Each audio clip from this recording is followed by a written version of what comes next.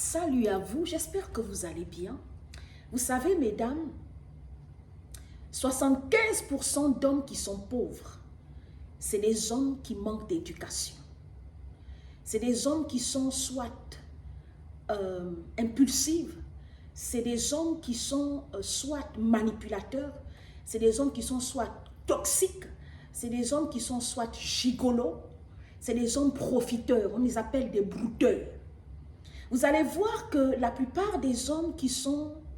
Un homme éduqué, il ne peut pas mettre sa main sur une femme. Un homme éduqué, en général, les femmes, qu'est-ce qu'ils font? Ils accordent ce qu'on appelle, ils savent établir la communication. C'est pareil pour les femmes, les hommes.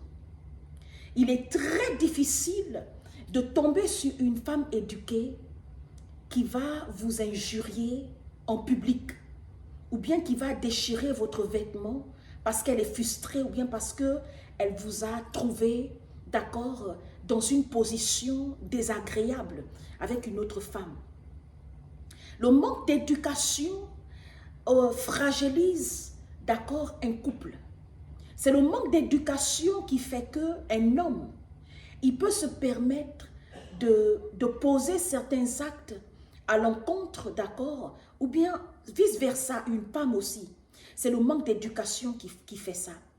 Écoutez, l'une des choses que j'ai appris dans ma petite expérience, c'est que la plupart des personnes qui manquent d'éducation, elles sont compliquées à gérer dans le foyer.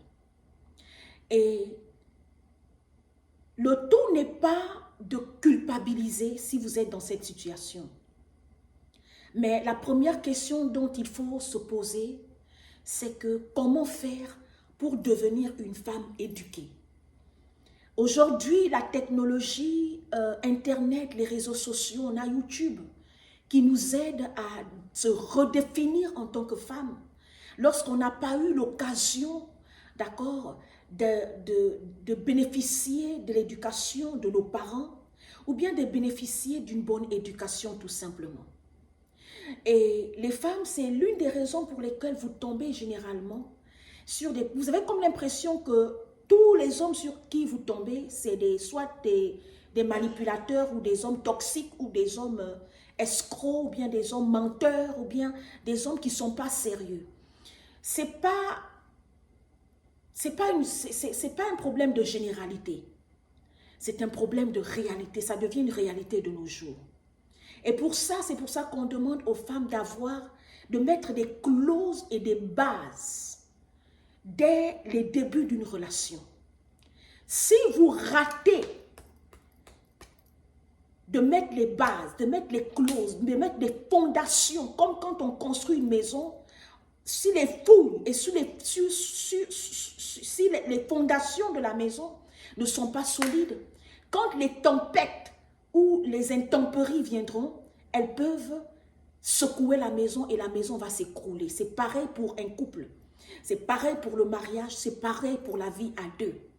L'une des raisons pour lesquelles les foyers et les mariages et la vie à deux est devenue fragile aujourd'hui, c'est tout simplement parce que c'est en général deux personnes qui pensent que le mariage ou la vie à deux ou la vie de couple, d'accord, ou même la relation, quelle qu'en soit la nature de la relation que vous voulez entretenir, c'est un jeu.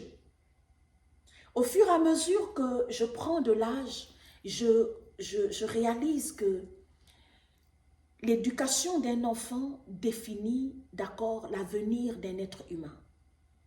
Ça définit tout. Tant sur tous les aspects de la vie de l'homme. Les amis, si vous manquez d'éducation et si vos enfants ratent leur éducation dans l'enfance, ils ont raté toute une vie. Ils vont faire ce qu'on appelle couper-clouer. Ce seront des adultes bâclés en fait. Pourquoi? Parce que c'est des choses qu'on prend à la légère jusqu'à ce qu'on réalise que plusieurs d'entre nous en tant qu'adultes aujourd'hui, tout ce qu'on fait comme erreur, comme choix, tout ce qu'on vit comme souffrance, tout ce qu'on vit comme échec, c'est souvent le résultat d'une enfance et d'une éducation ratée. Et l'éducation ratée n'a pas Les parents ne sont pas les seuls responsables d'une éducation ratée. L'enfant aussi a sa part de responsabilité. Mais un enfant, par exemple, quand on déambule, on l'envoie chez la tante, chez l'oncle, chez le père, chez la grand-mère, chez le grand-père, chez la cousine, chez la marâtre. Cet enfant, à l'avenir, il risque tout simplement d'être un enfant déséquilibré. Et un enfant déséquilibré, à la longue, ce sera un adulte déséquilibré, émotionnellement déséquilibré, moralement déséquilibré, mentalement, psychologiquement déséquilibré. Et c'est ce qui fait, d'accord, la faiblesse et l'handicap de notre société d'aujourd'hui. Ce que j'ai envie de dire aux femmes, c'est que il est très important de mettre les bases et les fondations au début d'une relation. Mais surtout de savoir donner un nom à quel type de relation on veut entamer. Il y a beaucoup de femmes, on s'est retrouvées mariées parce qu'on n'a pas su donner un nom à la nature de la relation qu'on voulait entamer avec un homme ou avec une femme. Il y a des femmes encore de nos jours qui ne savent pas dissocier entre vouloir le mariage avec un homme parce qu'il nous aide, parce qu'il est un provider, parce qu'il nous apporte du soutien financier. D'accord? Il nous accorde la présence, la sécurité sur le plan financier, sur le plan moral et même sur certaines valeurs.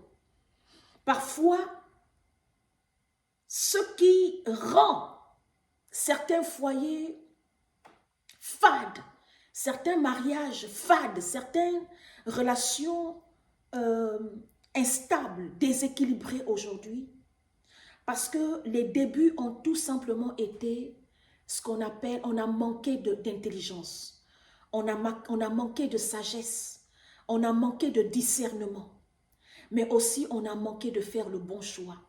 Vous savez, le bon choix, le fait est d'avoir rencontré un homme qui a beaucoup d'argent, qui est éduqué, qui peut nous amener en Europe, en Australie, partout dans le monde, nous faire visiter des endroits dont on rêvait à y aller. C'est pas ça, avoir trouvé un homme bien. Un homme bon, c'est un homme que tu aimes et un homme qui t'aime. Mais un homme surtout que tu respectes et une femme que tu respectes. Quelles qu'en soient les turbulences dans votre couple, si le respect n'y est plus, ça ne sert à rien de continuer la relation. Vous n'irez nulle part.